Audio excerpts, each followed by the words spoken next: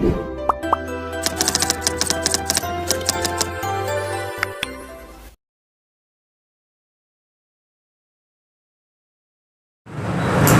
اللہ والصلاۃ والسلام علی رسول اللہ، اما بعد فاعوذ باللہ من الشیطان الرجیم، بسم اللہ الرحمن الرحیم۔ رب اشرح لی صدری ویسر لی امری واحلل عقدۃ من لسانی یفقہوا قولی۔ آگے ہو جائیں تھوڑا سا۔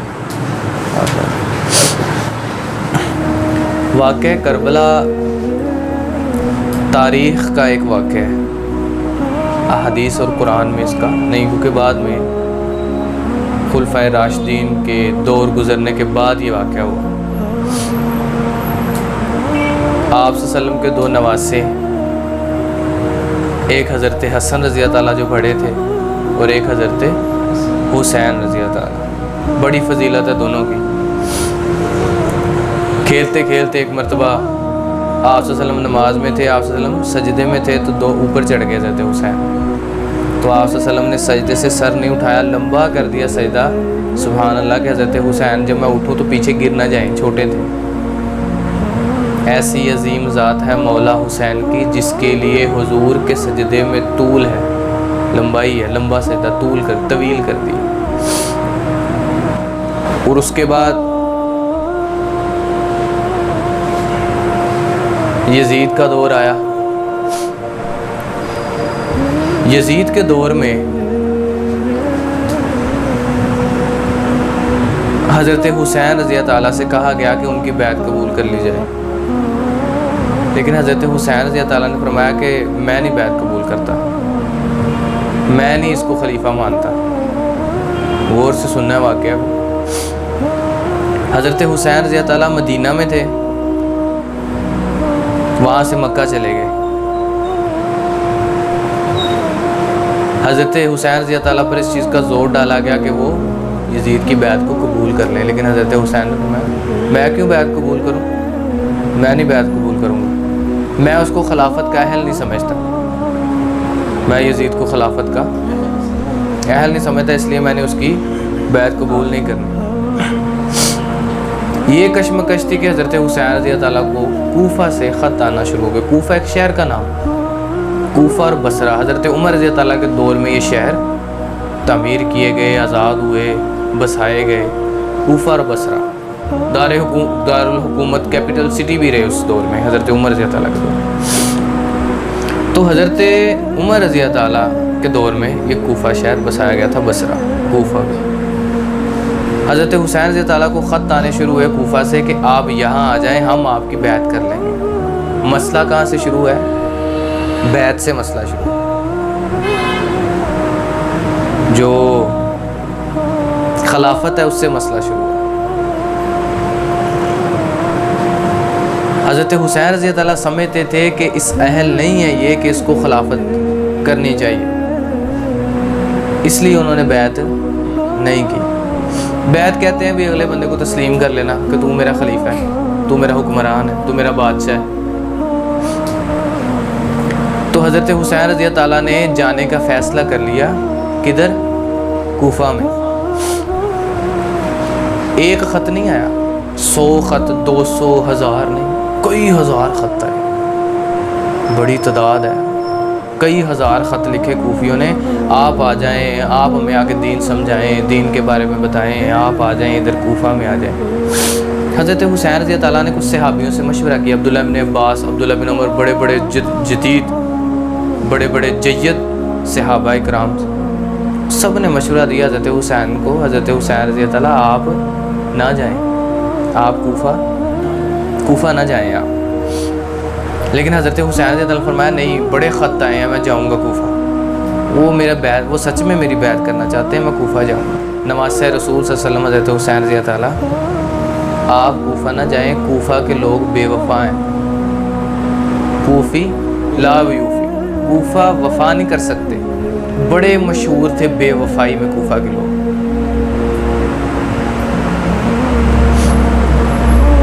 لیکن حضرت حسین رضی اللہ تعالیٰ نے جانے کا فیصلہ کر لیا۔ تو حضرت حسین رضی اللہ تعالیٰ نے اپنے خاندان پورا 74 یا 75 افراد جو تھے ان کو ساتھ لیا، کوفہ کی طرف سفر شروع کر دیا۔ اس وقت حضرت حسین رضی اللہ تعالیٰ نے جان کا خطرہ تھا، نظر آ رہا تھا، لیکن حضرت حسین رضی اللہ تعالیٰ نے اس کی پرواہ نہیں کی. لیکن انہوں نے حالات کا جب مشورہ کیا، صحابہ نے مشورہ دیا، تو انہوں نے حالات کا جائزہ لینے کے لیے مسلم بن عقیل جو تھے ان کو بھیجا کہ جاؤ کوفہ جا کے دیکھ کے آؤ کہ وہاں پہ صورتحال کیسی ہے. مسلم بن عقیل چلے گئے وہاں پہ جا کے دیکھا تو لوگ مہمان نوازی کر رہے ہیں، بڑا پیار کر رہے ہیں.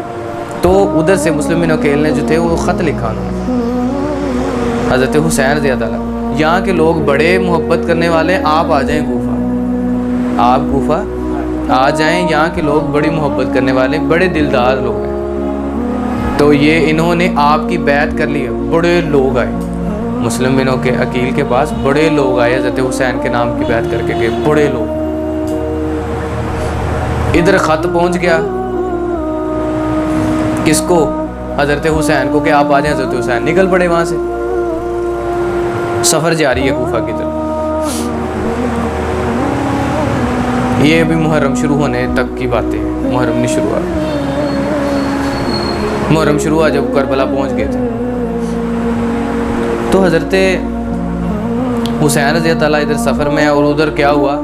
عبید اللہ ابن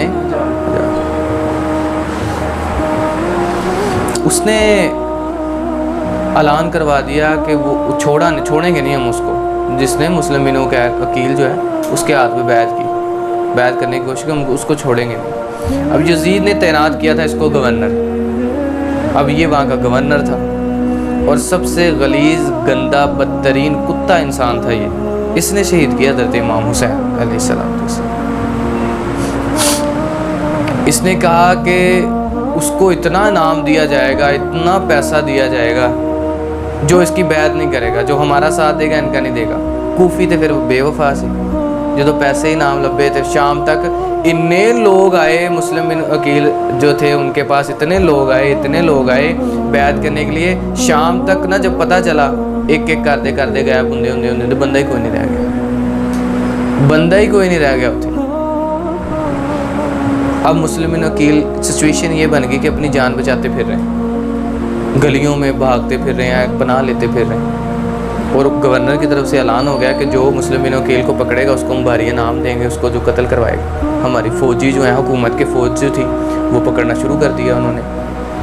اب مسلم بن عقیل جو تھے وہ بھاگے ایک گھر میں گئے، وہاں پہ پناہ لے لی. ایک عورت نے ان کو پناہ دے دی کیونکہ یہ اہل بیت میں سے تھے، بڑی عظمت ہے ان کی.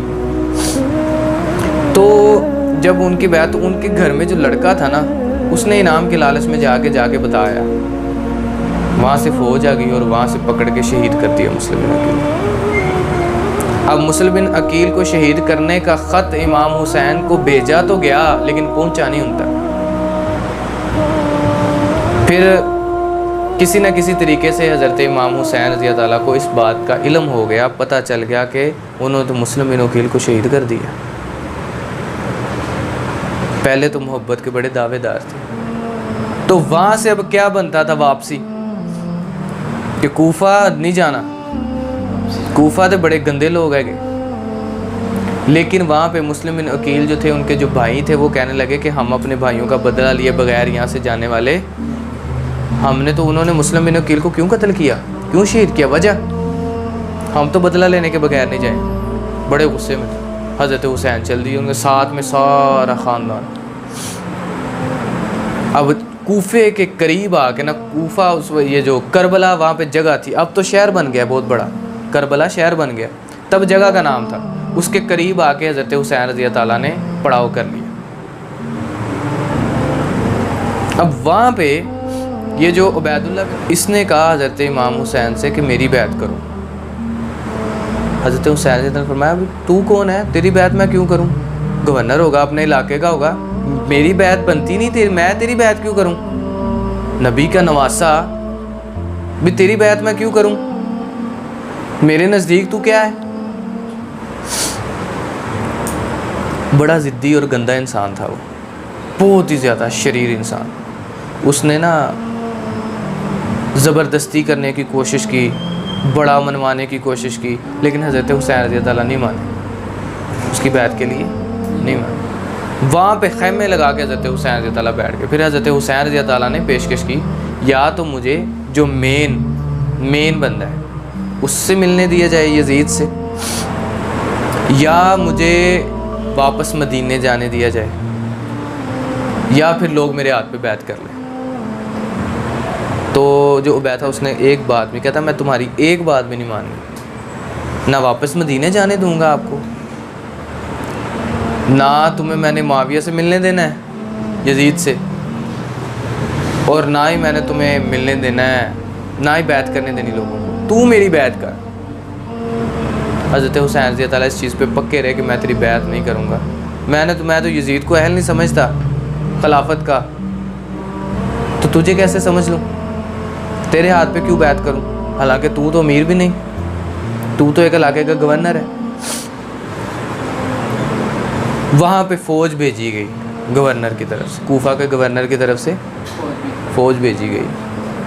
فوج کی کافی تعداد تھی اور وہ سارے کوفی تھے, اور وہ آئے تھے اصل میں انعام کے لالچ میں.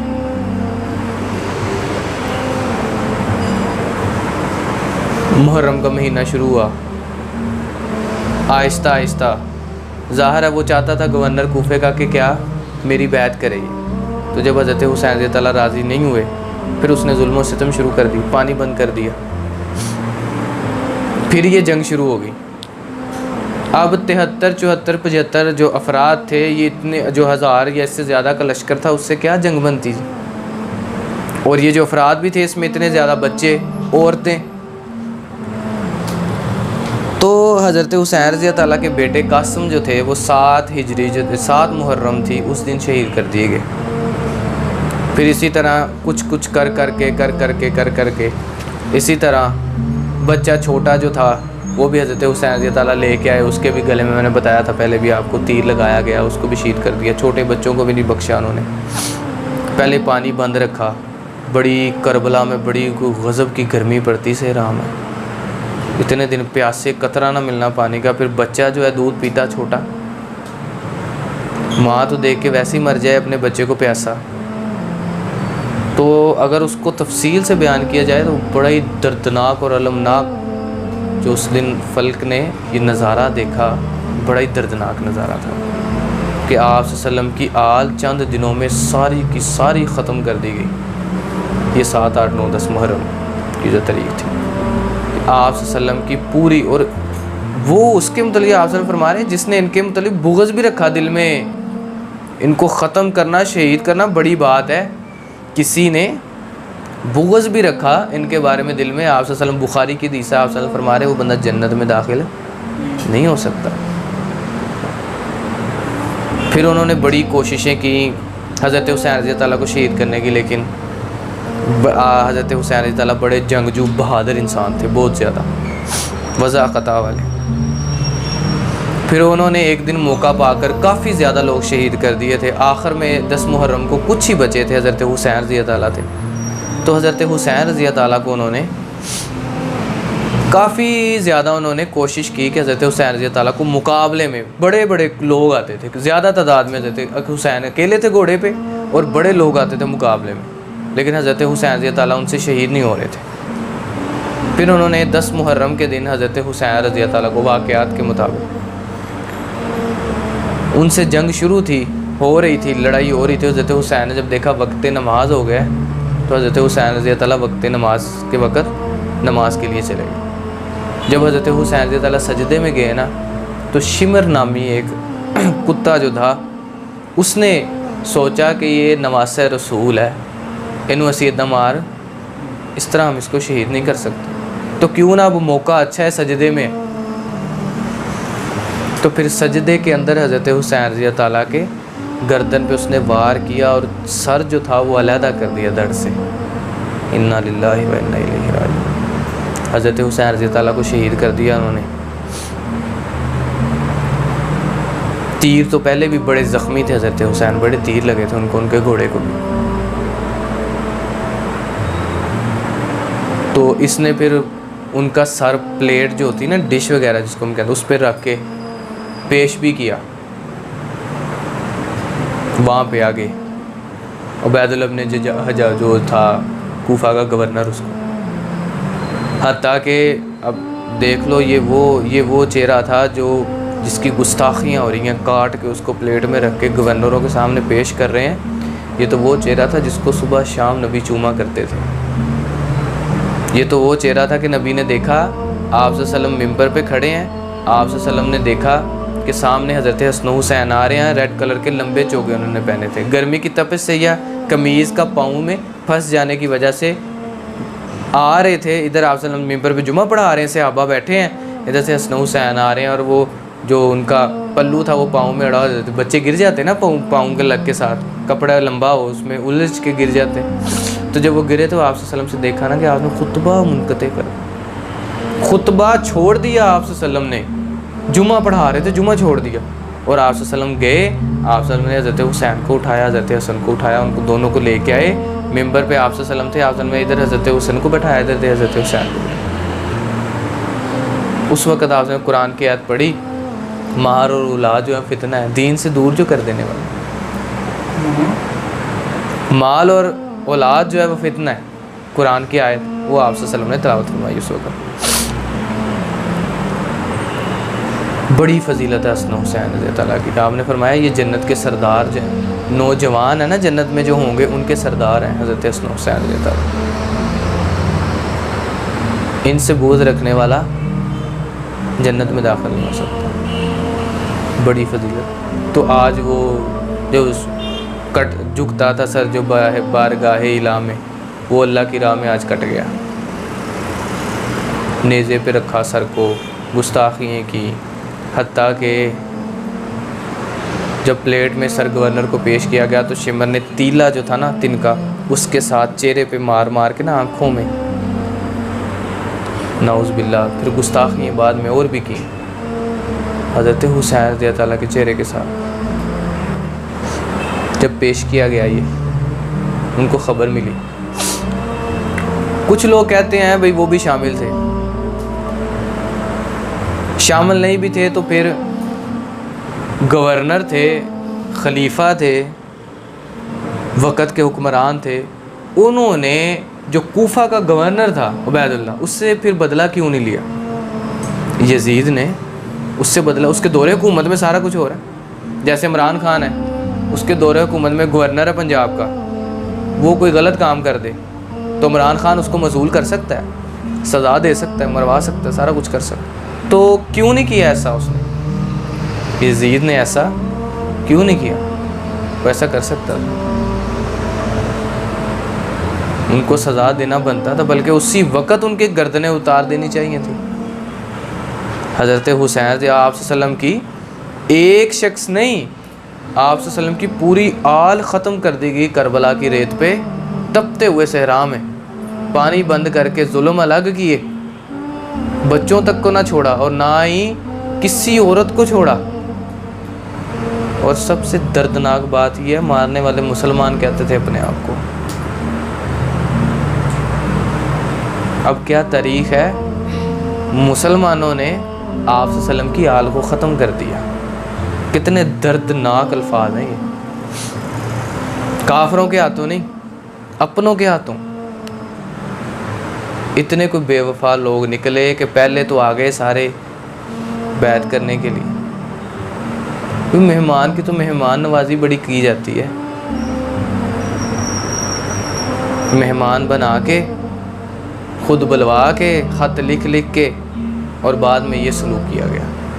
اگر اس کی جو 10 دن ہے، ایک ایک دن کس کی شہادت ہوئی، کیسے ہوئی، اگر تاریخ کو بیان کیا جائے تو بڑی دردناک اور لمبی بات ہے یہ۔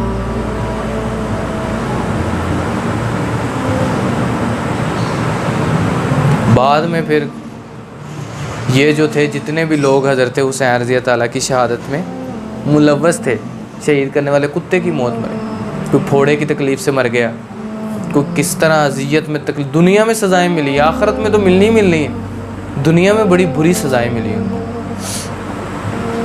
اللہ تعالیٰ سے دعا ہے کہ اللہ تعالیٰ نا ہمیں اس واقعہ سے سمجھنے سیکھنے کی، کہ جب آپ دین پہ ڈٹ چکے ہیں پھر پیچھے نہیں ہٹنا، پھر جان جاتی جائے۔ حضرت حسین نے جان لٹا دی، جان جاتی جائے لیکن پیچھے نہیں ہٹنا۔ اللہ تعالیٰ ہمیں، پہلے مجھے اور آپ کو اس واقعے سے بہت کچھ سیکھنے توفیق عطا فرمائے۔ وآخر دعوانا الحمدللہ رب العالمین والسلام۔